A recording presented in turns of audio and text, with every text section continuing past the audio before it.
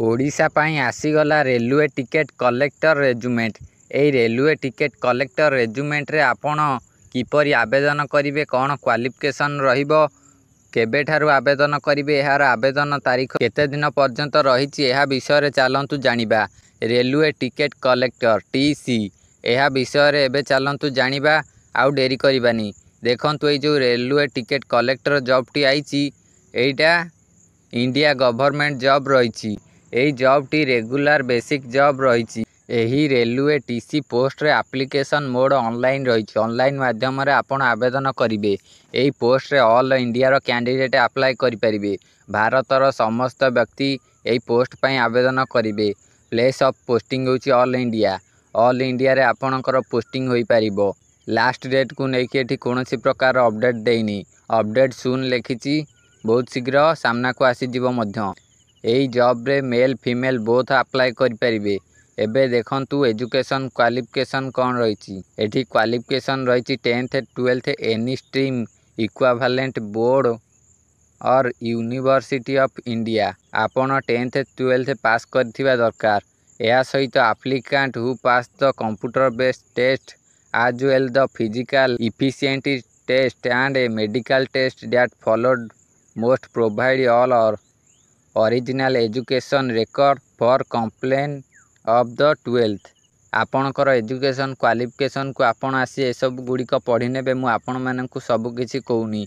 एहा पर देखंतु एज लिमिट। एज लिमिट आपणकर मैक्सिमम एज रहिछि 30, मिनिमम एज रहिछि 18। 18 रु 30 भितर आपणकु एथिरे आवेदन करियाकु पड़िबो। एहा सहित एज रिलैक्सन रहिछि। आपण ए सब आसी चेक कर नेबे। आपणकर जो कैटेगरी रहिथिबो आपण सेही एज रिलैक्सन को देखि नेबे। एहा पर चालंतु जानिबा ए टीसी पोस्ट रे आपणकु सैलरी केते मिलिबो। आपणकु प्रति मास रे 21,000 रु 81,700 टंका मिलिबो।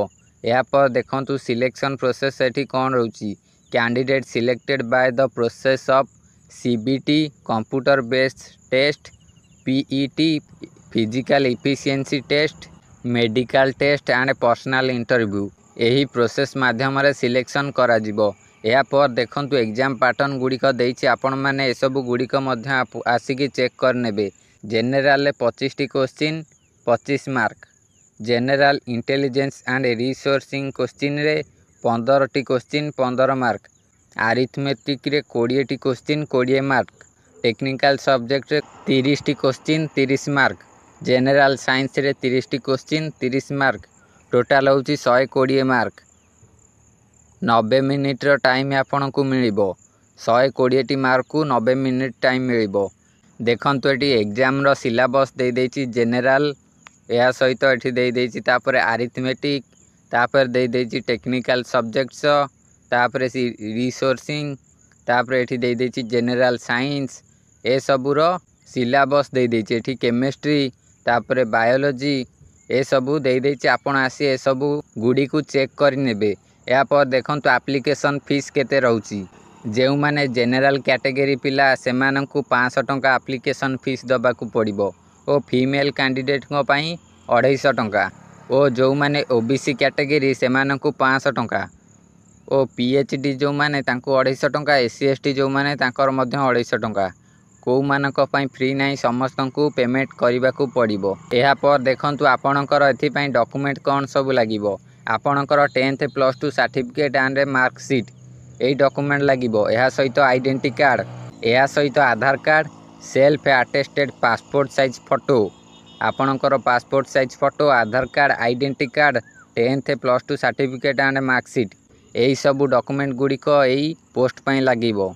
एठी apply date, apply last date, admit card date, interview date, exam date को नेकी कोनोसी प्रकार अपडेट एठी दिया जाई नाही। ए देखंतु ए रेलवे टीसी रेजुमेंट रे किछि इंपोर्टेंट नोट लेखा आइछि। ए इंपोर्टेंट नोट रे लेखा आइछि जे आपण आपणकर एप्लीकेशन फॉर्म को पूरा ठीक ठीक भरिबे। को घर को फांका छाड़िबे नाही।